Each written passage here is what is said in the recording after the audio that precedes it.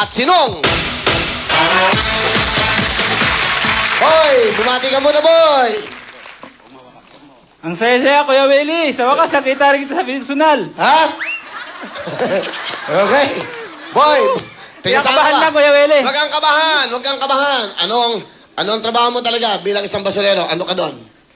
Scavenger po, Kuya Willie. Nangunguha ng mga plastic, bakal, bote. Gabi-gabi, yung nakikita ko sa daan, minsan kung magkakalakal na ganon. Sa dam site po ako, Kuya Willie. Dam sa payatas? Opo. Okay. Doon po ako nangunguha ng kalakal. Pagkatapos, yun ang iniipon ko. Yun ang pinambubuhay ko sa 4 ko na anak.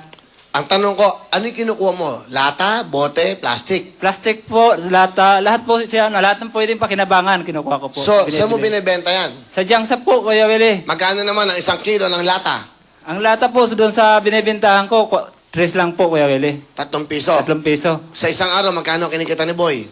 150, Kuya Willie. Minsan, pagka bininas-binas, 250. Pagka wala talaga, Kuya Willie, minsan wala kami na iuwi.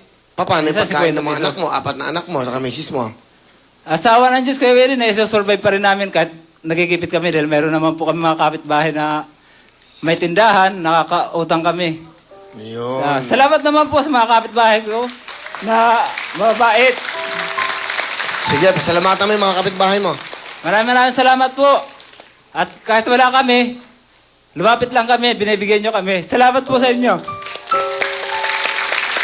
Okay, at sino kasama mo? Kasama ko po ang aking may bahay, ang mahal kong asawa, Estelita Pacheco. Siya po ang asawa kong maunawain. At kung meron kaming problema sa pamilya, inuunawa niya lang po. Okay, Haling Estelita, kamusta po kayo? Okay naman po. 4 ang anak nyo. Opo. Paano nakakaraos? Hindi naman siya isang basurero, asawa mo. Nakakaraos naman po. Paano? Sa araw-araw po na pagsisipag po niya. Ay, ikaw ba yung katrabaho? Hindi po. So, Siya lang po. Yung mga anak mo, magsa-celebrate ng birthday, ano mga selebrasyon nyo? Kwento Wala mo. po. Wala ba nag-aaral? Nag-aaral po sila. Pero Saan? pagdating ng birthday niya, wala silang handa. Ano sinasabi ng mga bata? Wala lang po. Wala po eh. Hindi kayo nagsisimba, mag-anak. Sumasamba po kami. Okay. So, pag birthday ng anak mo, wala ka bang dala kahit na konting, alam mo na, siyempre, birthday ng isang bunso. Wala sir, wala po Kuya Will, wala kami maibigay sa kanya. Naiintindihan niya naman po kami dahil lumaki na po siya sa amin na mahirap. Paano mo Simulan sa na-explain? pool. Anak nung isang bunso, tatay, birthday ko na bukas. Sa totoo po niyan, Kuya Will, dinaramdam ko na lang kapag ka-birthday ng anak ko. At kung sinasabi niya sa akin, birthday niya na, nalulungkot na lang ako na wala akong maibigay. Pinapasaya ko lang sila kung anong pwede maipagpapasaya ko sa kanila. Sa Pasko. Ilalambing ko. Wala rin po kami kay Kuya Will. May tanong ako, tiga payatas ka, no? Opo, Kuya Will. Meron na ba nag-show ng Pasko doon? Nag-showing na, meron po, marami po. Kasi hindi naman po lahat ng tagapayatas Hindi, may nag-show, isang programa. May nag-show na ba doon? Nagkaroon ng programa? Payatas? Wala pa sir Wala pa? Wala pa po. Bakit? Aba, dapat doon tayo mag-show. Sa Pasko. Di ba? Dapat doon tayo mag-show sa Pasko. Mga tiga-payatas, ano? Masaya yun, sir. Siya gawa ko ng paraan. May kakausapin lang akong tao. Opo, Kuya Will. Para mabigyan. Pag napagbigyan tayo, papayag. Mag-show ako doon. Kahit hindi wawawi, kahit ako, pupunta ako sa inyo. Ha? Opo, Kuya Will. Opo, Kuya Will. Sige. Salamat Ano po. gusto mong sabihin sa mister mo? Sa masasabi ko sa aking asawa, Pang, maraming salamat sa pagiging masipag mo at maunawain mo. Salamat din sa mga pangunawa nyo. Kahit na gigipit tayo, nandiyan pa rin kayo. Iniintindi niyo ako. Maraming salamat. Hindi niyo ako iniwan. Ano boy? Lasa mo muna yun. Okay lang yan. Pasensya na kayo, hindi ko Okay lang. pigilan. Dito, open. Dapat ilabas mo yung sa loobin mo, nararamdaman mo. Makikinig kami sa'yo. Pasensya na kayo, Mang. Wala akong maibigay sa inyo. Isa lang ako hamak na basurero Okay lang yung Pang. Wala po akong maibigay. Wala akong makatanggap na trabaho. Hindi bale, Kasi okay. simula po, Kuya Will, bata pa lang po ako, hindi po ako ng paaralan. Grade 1 lang po ako, Kuya Will, hindi ko pa natapos. Hindi bale, okay. Sana yung mga anak mo makapagtapos, ano? Yan po ang malaking Okay. panalangin ko na yung mga anak ko makatapos ng pag-aaral. Kaya po, Sige. yan ang sumikapan ko. Okay, boy. Good luck sa'yo. Kaya galingan mo para manalo kayo ng papremyo rito, okay? Okay po, Kuya Will. Salamat. Salamat. Po, Kuya Will. Ano talent ni boy? Sasayaw na lang po, Kuya Will. Sino kasama? Ikaw lang? Ayaw ng misis ko. Nahihiya. O sige, ikaw na lang. Ayaw niya, ha? Mahal na mahal ka pala niya. Okay, boy, pasok, sayaw!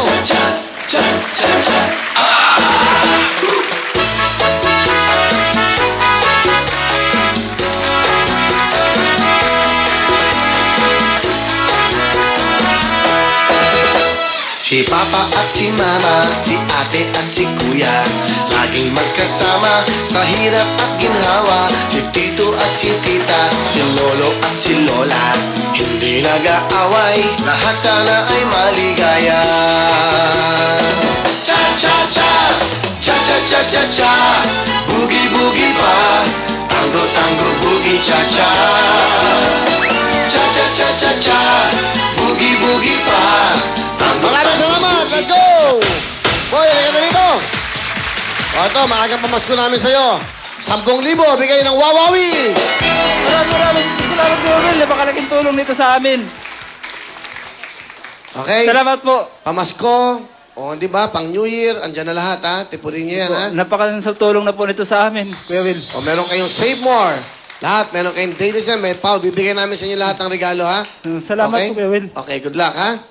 Ito po, si Mang Nong. Nong, saan ka nag-ano? Basurero? Sarang po, paring Willie. Saan? Sa Payatas po. Payatas din. Opo. Ba't sa Payatas lagi? Bakit? Doon po kasi nakatira yung mga mahirap na katulad namin. Ah, ganon. Opo. At saka, Sabihin, doon lahat yung tambakan ng basura, di ba? doon po. Doon po kami ng mga basurero halos nakahanay na. Para parehas kami magkakapit bahay. Ganon ang buhay doon. Tapos sa hirap ng buhay namin, kahit kami ganon, masaya pa rin.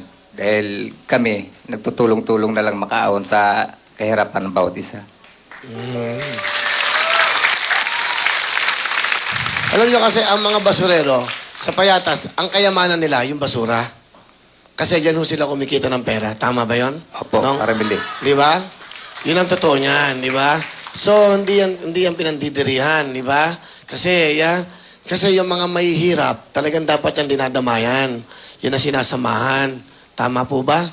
Opo, Kayo ba parang Willie. ikaw ba'y marunong mag-email? Hindi po. Mabuti na lang. Hindi, parang Mabuti Willie. na lang. Kaya pala mahal mo ako. Hindi, parang Willie. Salamat, okay. Alright. Nong, ilan ang anak?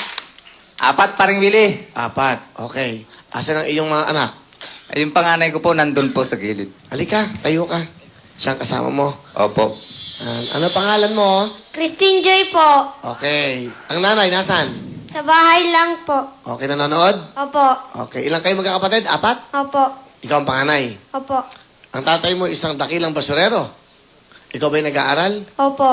Ano ang pangarap mo? Maging nurse po. Maging nurse.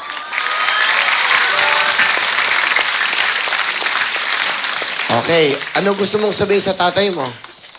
Gusto ko lang pong magpasalamat sa kanya kasi kahit basurero lang po siya, napag-aral at saka napapakain niya po kami.